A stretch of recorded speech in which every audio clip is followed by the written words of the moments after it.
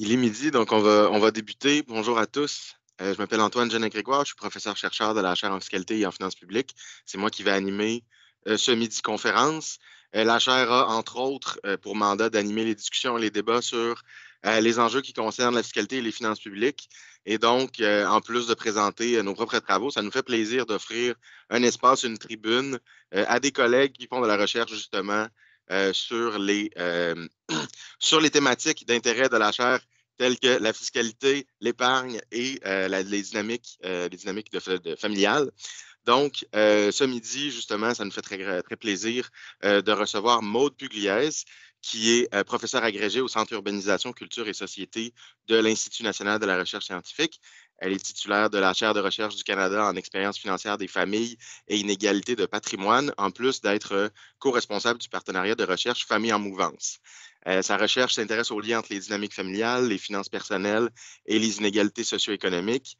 Elle a travaillé sur les changements dans la fécondité des ménages, le partage des ressources au sein des couples et la transmission intergénérationnelle de la richesse. Et justement, aujourd'hui, elle va nous parler de la dynamique des contributions REER au sein des couples et des parents, surtout lors des séparations de couples. On va prendre un 40 minutes de présentation et ensuite, vous allez pouvoir poser des questions. Donc, je vous invite à le faire dans la boîte de conversation. Et ensuite, moi, je vais relayer vos questions à la fin pour apporter des réponses. Et normalement, l'activité devrait durer 1 heure. Donc, d'abord, merci beaucoup d'avoir accepté de l'invitation. Maude, je te cède la parole et je te laisse mettre tes diapos. Oui, alors, merci beaucoup de me recevoir. Je suis très contente d'être ici. Je me concentre un petit moment pour mettre la bonne diapo. Donc, normalement, vous la voyez actuellement. Est-ce que c'est bien le cas? Oui, Parfait. plein écran. Super. Donc, merci beaucoup. Alors, donc effectivement, je vais parler de séparation et de cotisation REER au Canada. Et avant de commencer, je mentionne que c'est une étude qui a été réalisée avec 2 collaborateurs, David Pelletier de Statistique Canada et Céline Lebourdet de l'Université McGill. Donc, je commence en vous parlant un petit peu de ce qui nous a motivés à faire cette étude-là.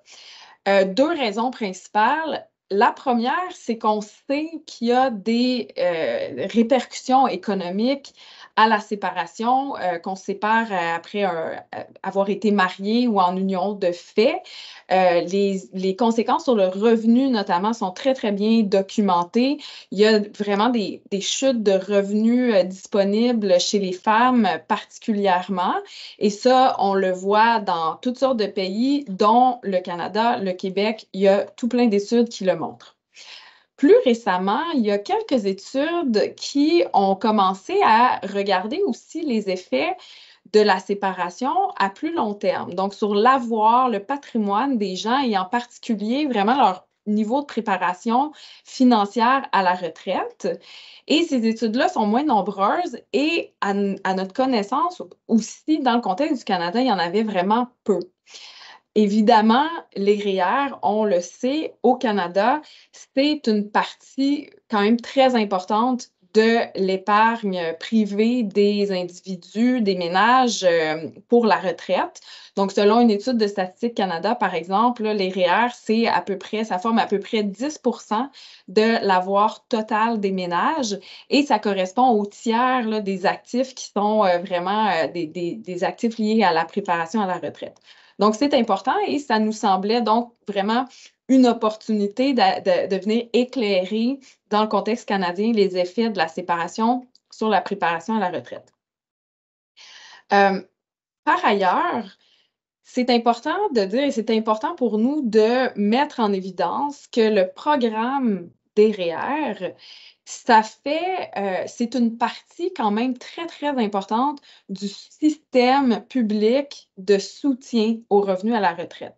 Donc, souvent, on va décrire ce système-là comme ayant 3 piliers au Canada. Donc, le premier, ça correspond à la sécurité de la vieillesse, le supplément de revenus garanti qui, ensemble, vont venir fournir une sorte de revenu minimum pour tous les adultes au Canada. Le deuxième pilier, ça correspond au régime de pension du Canada qui est au Québec, c'est la régie des rentes. Et ici, c'est pour les gens qui travaillent. Et donc, c'est un système de cotisation, un régime public de pension qui va venir remplacer une partie de revenus après un certain âge. Et le troisième pilier, ce sont des incitatifs fiscaux à l'épargne privée. Donc, il y a des incitatifs à contribuer, à participer à des régimes de pension d'employeurs et à épargner par soi-même. Et c'est, dans ce cas-ci, c'est vraiment les REER. Donc, le programme des régimes enregistrés d'épargne retraite. Et là, je suis pas mal certaine que la plupart d'entre vous connaissez même mieux que moi les détails de tout ceci, mais juste pour faire un petit topo sur en quoi ça consiste. Donc, c'est vraiment, on peut cotiser à ces comptes-là, REER, jusqu'à 18 des revenus admissibles, donc essentiellement les revenus de travail de l'année précédente, où il y a aussi une limite maximale qui a varié dans le temps, qui est actuellement à peu près 27 000 on peut reporter aussi les montants qui ont été inutilisés d'une année à l'autre. Et dans les faits, donc quand on cotise au REER, il y a une déduction d'impôt et aussi tout ce qui est rendement sur les actifs qui sont cumulés dans les comptes, donc ne sont pas, sont libres d'impôt, donc tant ou aussi longtemps qu'ils sont réinvestis dans le même compte. Donc, ce type de politique-là pour soutenir les revenus à la retraite, souvent, il y a des gens qui vont le décrire comme étant un peu caché, au sens où la façon dont les États interviennent et paient, en fait, c'est vraiment en se privant de revenus fiscaux. Donc, ce n'est pas en inscrivant une dépense au budget, comme c'est le cas, par exemple, pour les pensions de vieillesse. Et des fois, ça peut nous mener à peut-être sous-estimer l'importance de ce programme-là. Mais selon une étude de Blackshaw et Cahill, par exemple, en 2020, qui ont estimé les dépenses fiscales associées au REER. Donc, au Canada, au niveau fédéral, pour l'année d'imposition 2017, avait estimé que c'est 17,3 milliards de dollars qui est, disons, contribué via de se priver de revenus d'impôts. Et donc, ici, j'ai mis les chiffres, par exemple, pour la sécurité de la vieillesse et le supplément de revenus garanti, donc des dépenses associées à ça pour la même année. Et on voit que les REER, ben, c'est même plus important que le supplément de revenus garanti. Donc, c'est important et ce chiffre-là non plus, ça ne prend pas en considération les dépenses fiscales qui sont enregistrées au niveau provincial.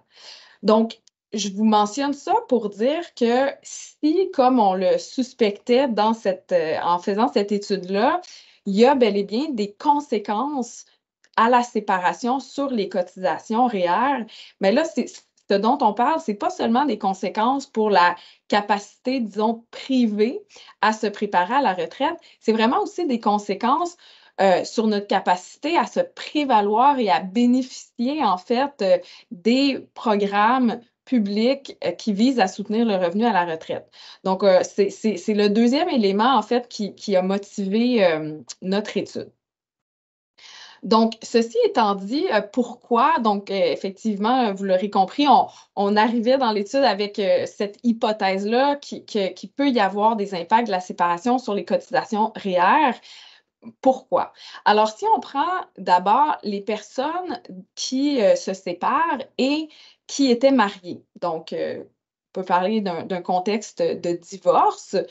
Donc, je l'ai mentionné plus tôt, une chose que l'on sait de plusieurs autres études, il y a des pertes de revenus, surtout pour les femmes. Pourquoi? Parce que particulièrement les femmes et les couples mariés, souvent vont avoir, après avoir eu des enfants, une structure où les femmes vont s'être retirées temporairement du marché du travail, peut-être travaillent moins et en font plus pour toute la question des enfants, du travail domestique. Donc, quand il y a séparation, ben, pour les femmes, ça donne lieu à des pertes de revenus qui sont importantes et qui ne sont pas compensées parfaitement par tout le système des pensions alimentaires. Donc ça, c'est pour les femmes, quelque chose qui est connu.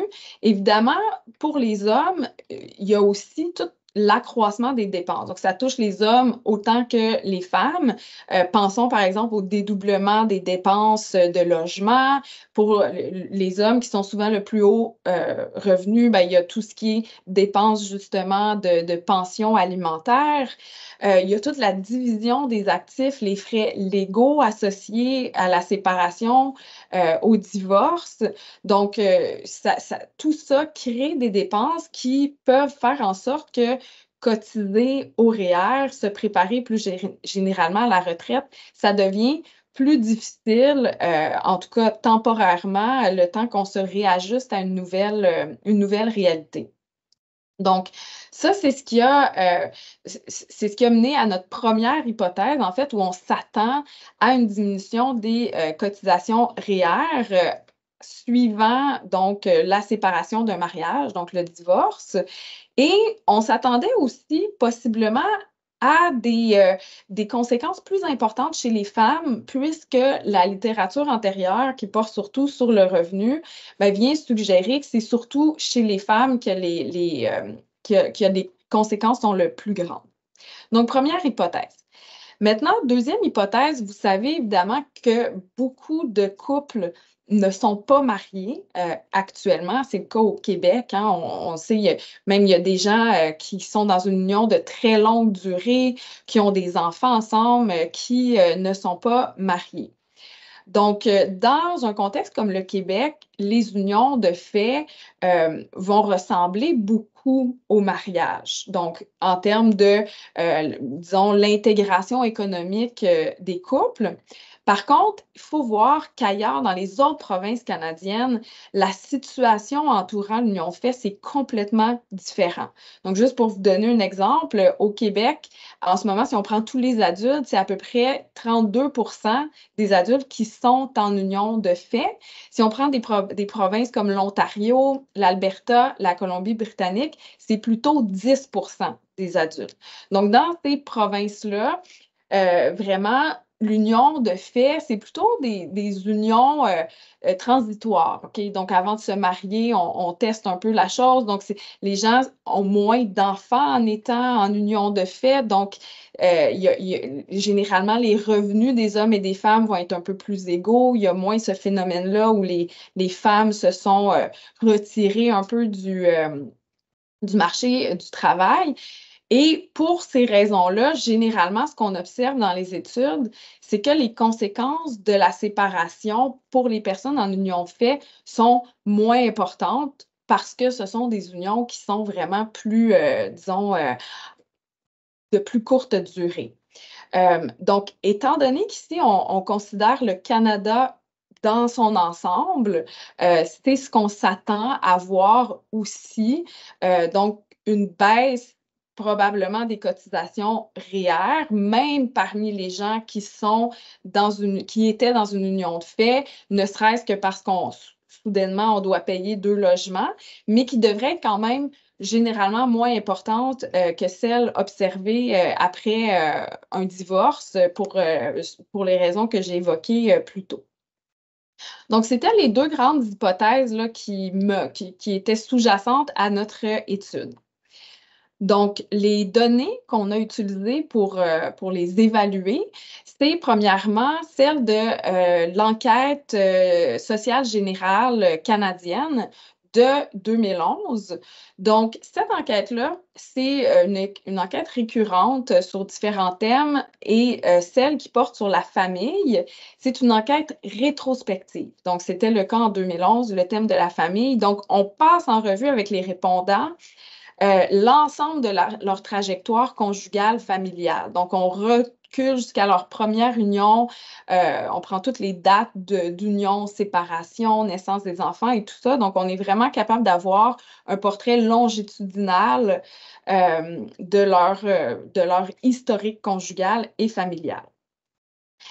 La raison pour laquelle on a pris cette enquête-là de 2011, qui a l'air un peu datée, il y en a eu l'enquête subséquente sur le thème de la famille, c'est en 2017. C'est qu'en 2011, il y a eu un truc bien intéressant pour notre étude, c'est l'appariement des répondants de l'enquête sociale générale avec le fichier familial T1. Donc, ça, c'est quoi? C'est des fichiers élaborés par Statistique Canada à partir des déclarations de revenus fédérales. Donc là, on a tout ce qui entre dans un rapport d'impôt ou presque, donc les revenus par type et également les cotisations annuelles au compte REER. Donc, en mettant tout ça ensemble, ce qu'on a réussi à avoir, c'est vraiment, pour les gens qui ont répondu à l'ESG en 2011, une espèce de portrait dans le temps entre 1986 et 2013 de l'ensemble de leur profil conjugal et de leur cotisation REER. Donc, le taux d'appariement, c'est 90%. Donc, vraiment, presque l'ensemble des répondants à l'ESG 2011, on a réussi à venir trouver leur fichier T1. Donc, à partir de ce grand échantillon-là, ce qu'on a fait, nous, c'est qu'on est allé chercher les séparations, en fait. Donc, l'ensemble des séparations qui ont été rapportées par les répondants à l'ESG 2011. Et au total, on en a 9 774 séparations qui ont eu lieu chez 7 636 répondants différents. Donc, autrement dit, il y a des répondants qui ont rapporté s'être séparés plus d'une fois. Donc, c'est à peu près 4 500 femmes, presque 3 000 hommes qui ont rapporté des séparations. Et ce qu'on a fait, c'est que pour chacune de ces séparations-là, on a pris les 3 années précédant la séparation, l'année de la séparation et les 3 années subséquentes dans notre échantillon. Donc là, on a vraiment les années avant et après et ça nous permet de venir voir comment se transforment les cotisations REER après la séparation comparativement à avant. Juste une petite note, on a décidé dans l'analyse de limiter aux années où les individus étaient âgés entre 20 et 65 ans parce que, bon, c'est une période là, où les cotisations REER sont plus probables. Donc, ce qu'on fait concrètement, on utilise 2 variables dépendantes. Donc, une qui mesure est-ce que, oui ou non, on a fait une cotisation positive au REER durant l'année d'imposition. Et l'autre variable nous donne plutôt le montant de la cotisation, le tout étant exprimé en dollars de 2011 là, pour tenir compte de l'inflation. Et donc, ce qu'on vient faire, comme je l'ai mentionné, c'est qu'on vient voir selon les années entourant la séparation. Donc, on prend toujours l'année de référence, c'est notre année juste avant la séparation.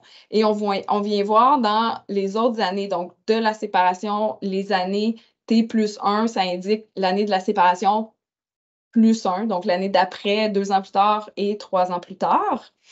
Et on va distinguer aussi, comme je le mentionnais, est-ce que la séparation en tant que telle, c'était la fin d'un mariage ou plutôt la fin d'une union de fait? Pour voir s'il y a des différences entre les deux.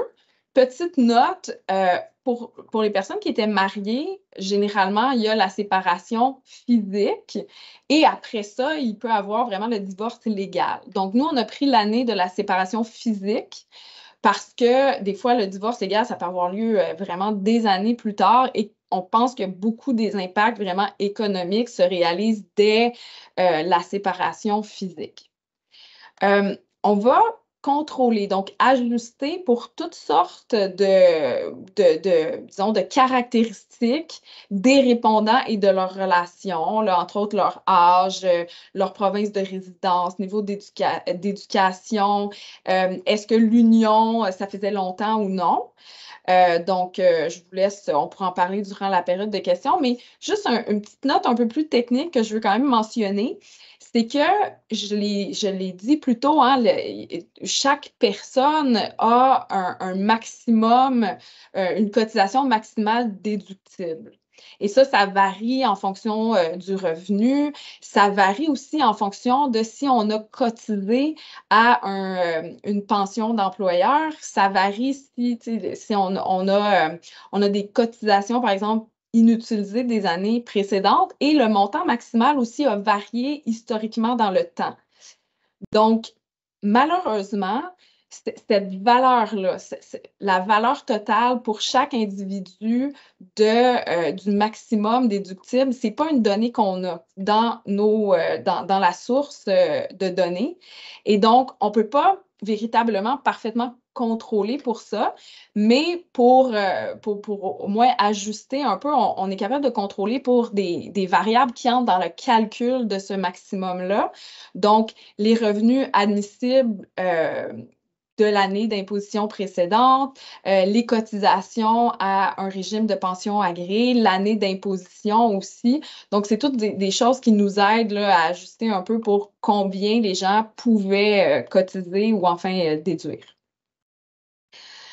Donc, ici, je vous montre juste un petit aperçu descriptif, en fait, un peu là, des cotisations REER dans notre échantillon pour les femmes qui se sont séparées d'une union mariée. Les femmes qui étaient, là, je m'excuse, c'est un petit anglicisme que je viens juste de voir, là. En cohabitation, c'est le terme qu'on utilise en anglais pour désigner l'union de fait. Et même chose pour les hommes. Donc, on voit que, tu sais, si on prend toutes les années ensemble, chez les femmes, c'est 29-27% d'entre elles qui cotisent à leur REER et chez les hommes, c'est un peu plus, surtout chez les hommes mariés, plus près de 36%. Donc, c'est vraiment pas tout le monde qui cotise à chaque année. Par contre, si on regarde au moins une fois dans la période observée, donc là, on est plus près de 50, 60, même 70%. Et ça, c'est cohérent avec ce qu'on sait des cotisations REER. Donc, la majorité des gens ne cotisent pas tous les ans, mais il y a quand même une bonne proportion qui cotisent, disons, une fois de temps en temps. Donc, ce que ça veut dire, c'est qu'il y a quand même beaucoup de cotisations qui sont égales à 0. Et si on regarde ici la moyenne, parmi les gens qui cotisent, donc on est autour de 3 000 $ chez les femmes et plutôt plus près de 4 000 $ chez les hommes. Donc ça donne une espèce de distribution un peu bizarre où il y a plein de zéros à chaque année pour les cotisations REER. Et là, oups, il y a des montants soudainement qui sont pas mal plus élevés. D'un point de vue statistique, ce genre de distribution-là est un peu difficile à travailler. Et donc, ce qu'on a fait, c'est une série de modèles un peu différents pour essayer de prendre un peu le problème de différentes manières et voir si ça pointe un peu tout dans la même direction. Donc, le premier modèle, ça s'appelle une régression quantile. Donc, ça, ce que ça vient faire, c'est que ça va venir prédire le 80e percentile de la valeur des cotisations. Donc, comme je le mentionnais, hein, il y a beaucoup de zéros, puis à partir d'à peu près du 70e percentile, il y a des valeurs positives. Donc, c'est la raison pour laquelle on prend le 80e percentile. On peut mettre tout le monde ensemble et faire une espèce de portrait général qui va être plus descriptif, qui nous indique comment bouge le 80e percentile des cotisations selon les années avant et après la séparation par type d'union. Donc ici, on inclut toutes sortes de variables de contrôle et ça nous donne une vision globale des cotisations pré- et post-séparation. Ensuite, dans une sorte de deuxième étape, ce qu'on vient faire, c'est un peu séparer en deux la question de cotiser oui ou non et des montants cotisés. Donc, cette régression-là ici, logistique, ce qu'on va venir faire, c'est justement ça, de prédire la probabilité d'avoir cotisé ou non selon l'année de la séparation, le type d'union. Encore une fois, on inclut beaucoup de contrôles, mais incluant ce qu'on appelle des effets fixes par union. Donc, ça, c'est un peu technique, si on pourra en reparler, mais ce que ça fait, c'est que ça nous donne plus une idée véritablement de l'effet qu'on pourrait dire, entre guillemets, causal de la séparation. Donc, vraiment, comment ça change à l'intérieur de chaque union la probabilité de cotiser avant et après la séparation. Et finalement, un dernier type de modèle. Donc là, on va venir voir chez des personnes qui cotisent, comment changent les montants cotisés avant et après la séparation, encore une fois dans un modèle qui inclut des effets fixes. Donc, ici, je vous montre des résultats de ce premier modèle-là qui est plus descriptif et qui vient nous montrer comment évolue le 80e percentile des cotisations annuelles au REER dans disons, le processus de séparation. J'ai oublié de mentionner, mais pour tous les modèles, on fait ça séparément chez les femmes et chez les hommes. Donc ici, je vous présente les deux groupes. Donc, rapidement ici, ce que ça signifie, donc si je prends les femmes, est-ce que vous voyez bien mon curseur sur l'écran?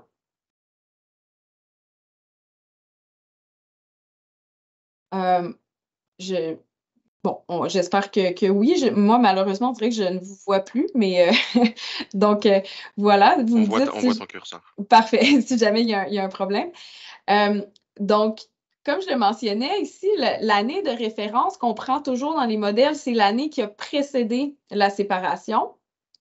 Donc ici, à T-3, T-2, donc on voit qu'il y a globalement 26 $ de différence entre les cotisations 3 ans avant la séparation et 1 an avant la séparation. Donc, autrement dit, c'est pas mal la même chose là, dans toutes les années qui ont précédé la séparation. Et là, on regarde l'année de la séparation, l'année d'ensuite, 2 ans après la séparation, 3 ans après. Donc ici, ben, on voit des montants qui sont négatifs. Donc, ce que ça nous dit, c'est que les cotisations REER au 80e percentile sont plus faibles chez les femmes dans les années après la séparation comparativement à l'année d'avant. Et on est dans des montants qui sont autour de 200 $ annuellement. Donc, ça, c'est vraiment Donc, il y a une chute des cotisations REER qui est autour de 200 $. Pour ceux et celles qui ne sont pas familiers, quand il y a des petites étoiles comme ça, ce que ça veut dire, c'est que c'est statistiquement significatif. Donc, on est assez confiant de conclure que vraiment, dans la population, il y a des réductions qui sont enregistrées des cotisations REER. Donc, ici, dans la colonne chez les hommes, on voit un peu le même genre de scénario. Donc, il y a vraiment les montants de cotisation sont significativement différents dans les années après la séparation comparativement à l'année d'avant. Et là, ici, on est dans des montants qui sont plus autour de 500, même 600, presque 700 $ là, dans les années d'ensuite. Ici, ce qu'on voit en bas, ça nous indique les différences dans les réductions de cotisation pour les personnes qui étaient en union libre, qui se sont séparées d'une union libre. Donc ici, ce qu'on voit, c'est des montants positifs chez les hommes et les femmes. Donc, ça indique que oui, les conséquences de la séparation sur les REER semblent être moins fortes, un peu comme le voulait notre hypothèse, mais vous voyez que surtout chez les hommes, là, il n'y a pas beaucoup d'étoiles. Donc, statistiquement parlant, c'est comme si on n'est pas, c'est pas très, très concluant le niveau de différence entre s'être séparé d'une union qui est mariée versus union libre. Donc, ici, je vous montre, c'est les mêmes résultats ici du même modèle, mais au lieu de vous montrer le changement des montants en dollars, je vous montre le changement des montants en pourcentage de ce qu'était la cotisation dans l'année avant la séparation. Okay? Donc, essentiellement, ce qu'on apprend dans cette figure-là, c'est que pour les femmes mariées, vous vous souvenez, si je remets rapidement, hein, on estimait que l'année de la séparation, les cotisations REER au 90e percentile sont plus faibles par 160 $.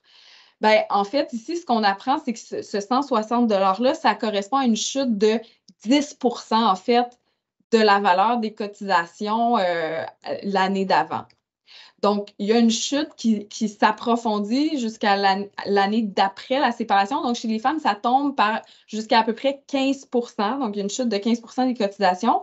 Et ça semble remonter assez rapidement après cette année-là. Chez les femmes qui n'étaient pas mariées, hein, on voit que, comme je le disais, l'effet est beaucoup moins grand. Maintenant, si on regarde chez les hommes, en fait, la chute, est, même en termes de proportion, est encore plus grande. Donc, ça chute jusqu'à 25 des cotisations par rapport à leur valeur l'année d'avant la séparation. Et c'est moins clair hein, que c'est sur la pente remontante. Peut-être un peu, mais c'est pas si évident que ça. Et même chose, on voit des effets qui sont quand même moins prononcés chez les hommes qui n'étaient pas mariés. Mais comme je le disais, au plan statistique, les différences entre les deux groupes sont un peu compliquées disons, les conclusions ne sont pas si évidentes. Donc, maintenant ici, ce que je vous présente, c'est les résultats d'un modèle où là, ce qu'on vient faire, c'est prédire plutôt, donc, comment change la probabilité d'avoir cotisé avant et après la séparation.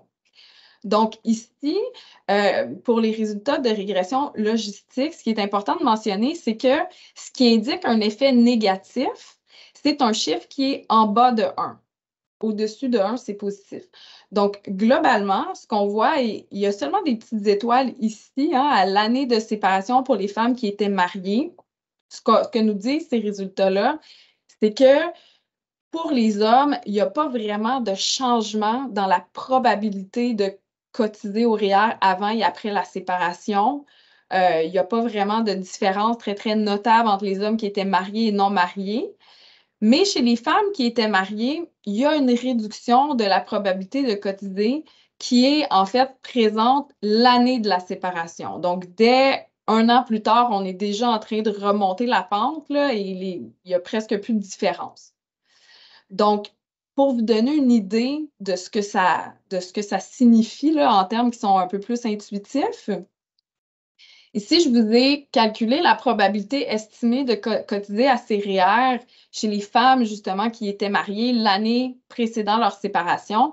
C'est 48,4 Et l'année de la séparation, ben, cette probabilité-là, elle chute à 42,1 Donc, c'est une chute d'à peu près 6 points de pourcentage. Donc, on voit que chez les femmes, il y a une certaine diminution de la probabilité de cotiser. Donc, maintenant, si on vient examiner ici plutôt les montants, encore une fois, donc ça, c'est des montants moyens de cotisation parmi des gens qui ont cotisé. Donc, il y a deux variantes, là, si je peux dire ça comme ça. Donc, ça, c'est parmi des gens qui avaient cotisé au moins une fois durant la période, n'importe quand. Donc, ça peut être avant, ça peut être après. Donc, ici, on voit que chez les femmes, il n'y a pas beaucoup d'effets. Et chez les hommes, il y a des réductions des montants cotisés, surtout l'année de la séparation, l'année d'après. Encore une fois, même principe là, ici pour la différence entre les personnes qui n'étaient pas mariées et celles qui l'étaient. Il n'y a pas beaucoup de résultats qui sont concluants d'un point de vue statistique. Et ici, ce qu'on a fait, c'est qu'on est allé voir les personnes qui avaient l'habitude de cotiser à leur REER avant leur séparation. Comment changent les montants moyens après la séparation?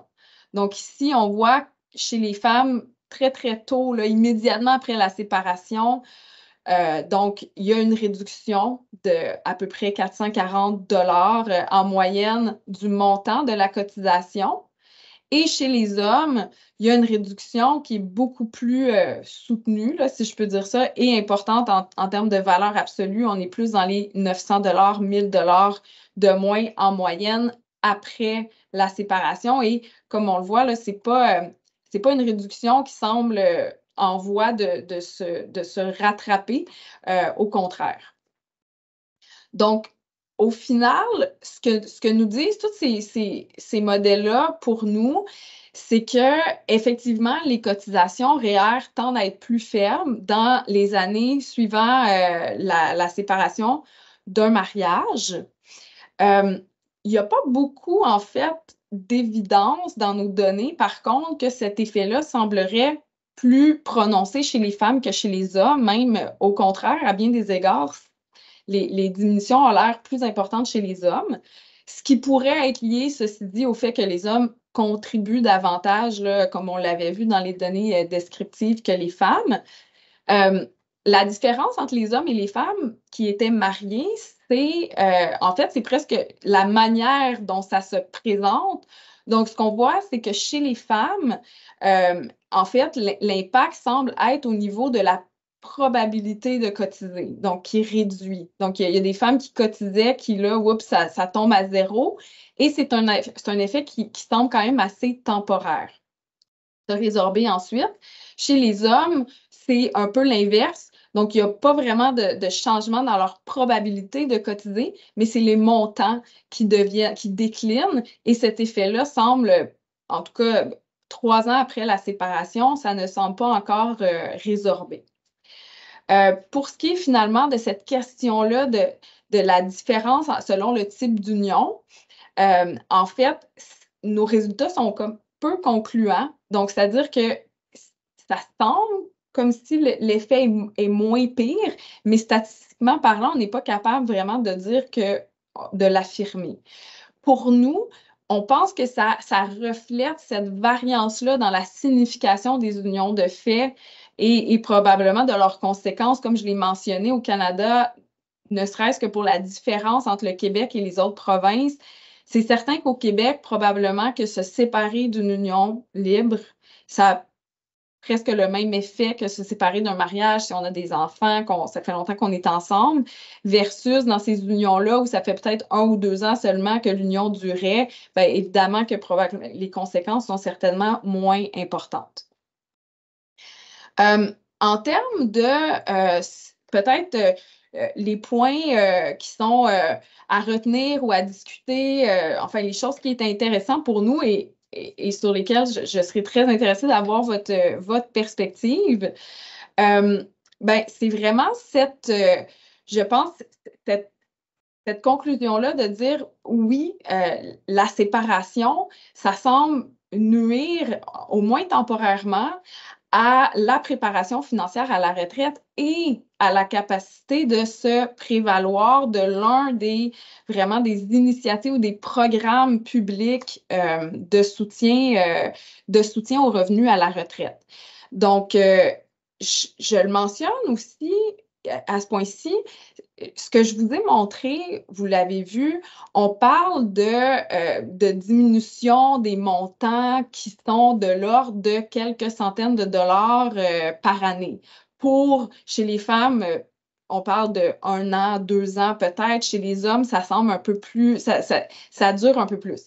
Mais ça peut être facile de se dire, OK, ben, tu sais, c'est pas des très, très gros effets. Mais je pense que c'est important de voir la répercussion à long terme de ces effets-là. Par exemple, si on parle de gens qui se sont séparés au début de leur quarantaine, et là, pendant 1, 2, 3 années, réduisent leur cotisation de 200, 300, 400, on a vu jusqu'à 1 000 $ dans certains cas. Bien, si on imagine ces montants-là réinvestis dans le temps jusqu'au moment de la retraite, qui est peut-être 20, 25 ans plus tard, ça peut quand même faire une bonne différence, surtout considérant que les rendements sont libres d'impôts dans les REER. Et bien sûr, on ne parle pas non plus là, de toute la réduction du fardeau fiscal qui est associé aux cotisations et dont on n'aura pas bénéficié pendant quand même quelques années. Fait que c'est juste pour mentionner que même si les montants ont l'air petits, je pense qu'à long terme, là, il y a des choses importantes qui se jouent ici. Et une chose qui est à mentionner, qu'on veut relever, nous, avec l'équipe de ce projet-là, c'est que je pense qu'il y a beaucoup de gens dans l'espace public un peu partout qui soulignent que ce mode d'intervention-là, de soutien aux revenus à la retraite, qui est celui de l'incitatif fiscal, ça a tendance à inciter davantage et à bénéficier aux personnes qui ont des plus hauts revenus et qui sont donc imposées à des plus hauts taux.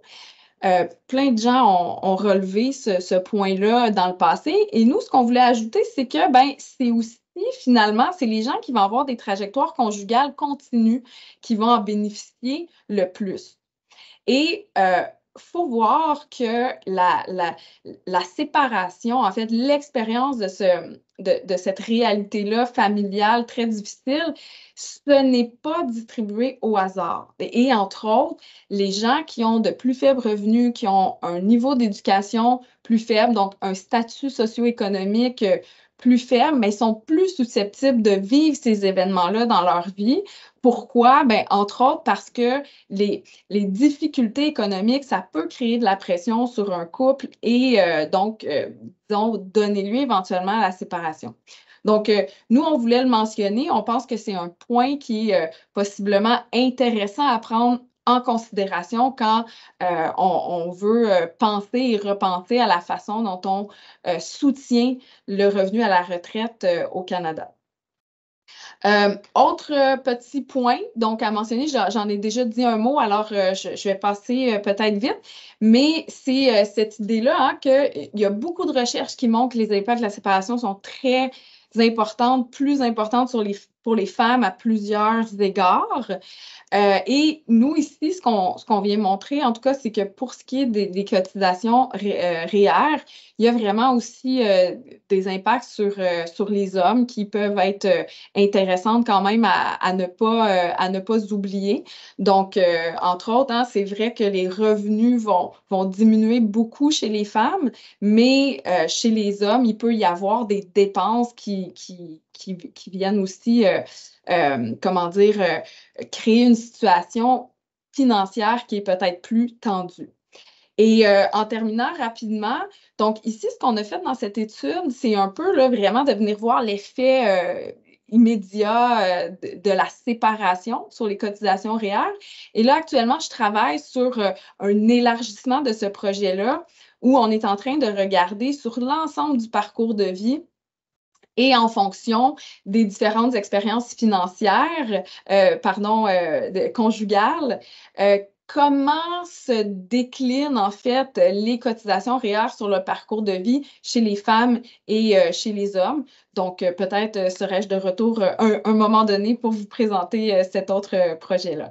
Mais pour l'instant, je vais m'arrêter ici et en m'excusant, j'ai débordé de 2 petites minutes.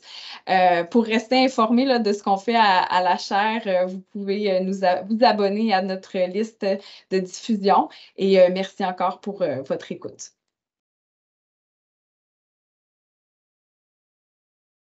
Merci beaucoup. C'était super intéressant. Je lancerai peut-être la période de questions. Je pense que c'est une question facile qui viendrait après la présentation. C'est qu'en est-il, par exemple, des CELI ou de l'investissement immobilier? Puis, en fait, j'élargirais plutôt la réflexion. Est-ce que c'est possible de nous parler un peu de qu'est-ce qu'on a comme données sur le patrimoine? Parce qu'il y a beaucoup d'intérêt pour les inégalités de patrimoine. Puis on a des données, mais on n'a pas tout ce qu'on veut. Peut-être qu'est-ce qu'on a comme données comme chercheurs sur le patrimoine, puis qu'est-ce qui nous manque? Oui, ben en fait, c'est vraiment une bonne question. Au, au Québec, disons au Canada en général, il y a une enquête qui s'appelle l'enquête sur la sécurité financière, qui porte sur le patrimoine. Ça, c'est une enquête là, de Statistique Canada. Qui est très bien faite, hein, à plein d'égards, mais il y a 2 problèmes pour ce qui est de mesurer les effets de la séparation. Le premier, c'est que ce n'est pas des données longitudinales, comme j'ai présenté ici. Donc là, suivre dans le temps et donc avant-après la séparation, ce n'est pas possible. Et deuxième problème, c'est que pour toutes les personnes qui sont en couple, les données sur le patrimoine ne sont présentées et récoltées qu'au niveau du ménage. Donc là, ça, ce que ça fait, c'est que, par exemple, si un couple se sépare, ben, c'est difficile de savoir avant la séparation qu'est-ce qui était à un, qu'est-ce qui était à l'autre. Donc là, ça, donc, on n'a pas beaucoup de choses. Ce qu'on a, c'est des super données sur les REER.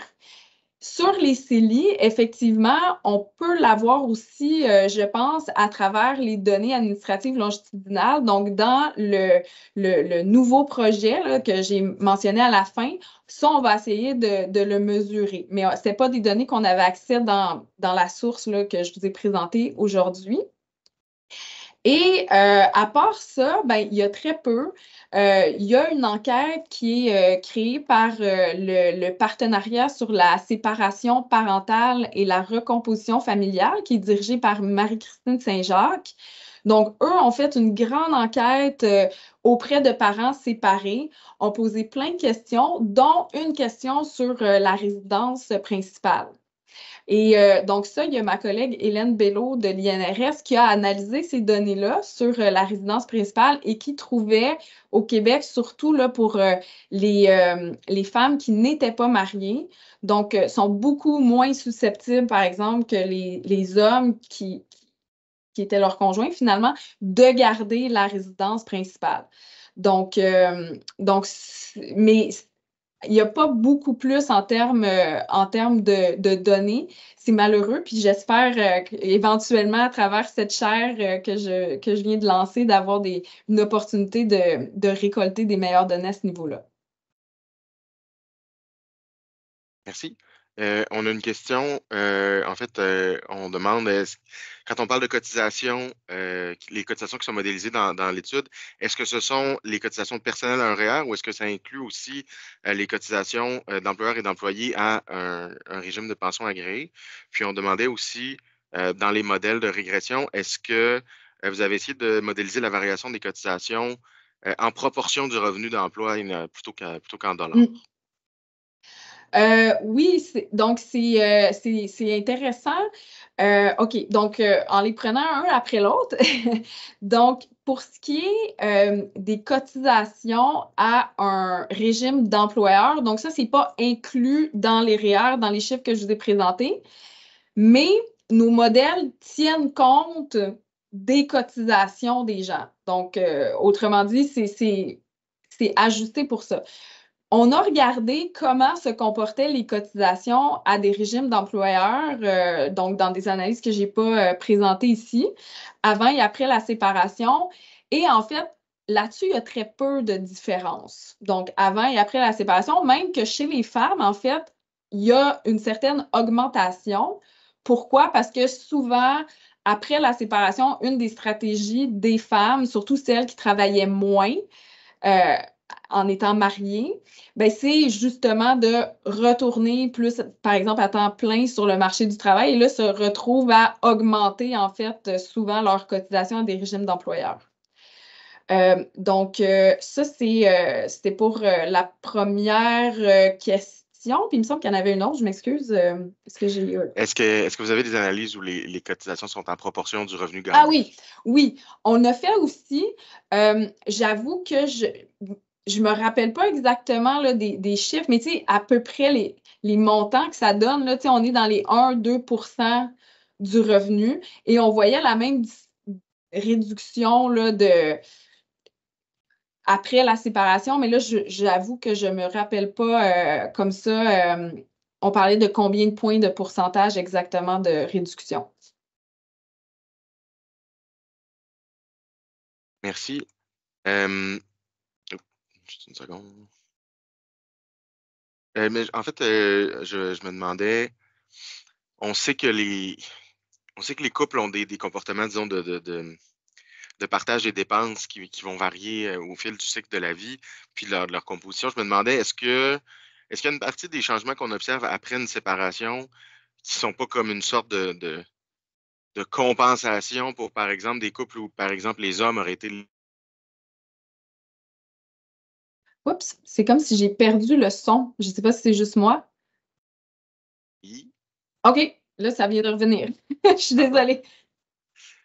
Dans le fond, je me demandais si ce qu'on observe, c'est peut-être le résultat de couples où les hommes faisaient le gros de l'épargne retraite dans l'hypothèse que ça allait être pour deux personnes et que finalement, ben, ça ne sera plus deux personnes, ou en tout cas pas ces deux personnes-là.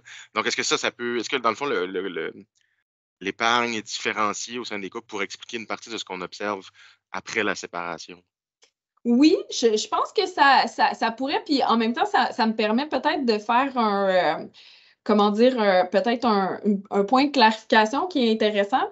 C'est que, c'est ça, pour les personnes qui étaient mariées aussi, pour la plupart, là, ça va varier selon le régime matrimonial qu'ils ont choisi, mais disons, dans beaucoup, beaucoup de cas, euh, les, les épargnes réelles qui auront été accumulées durant le mariage, à la séparation, normalement, ça c'est séparé en deux. Enfin, les deux conjoints ont droit à la moitié.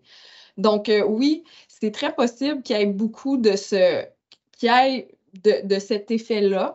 Euh, Après, c'est ça, c'est difficile à dire, mais disons que dans beaucoup, dans beaucoup d'études sur, tu sais, même sur la santé, par exemple, OK? Donc, sur un autre sujet complètement différent, il y a on voit cet effet-là où souvent les impacts sur les hommes sont particulièrement importants. Donc, dans le sens qu'il y a aussi cette notion-là de peut-être aussi que c'est les femmes qui faisaient penser. Tu sais, c'est un peu.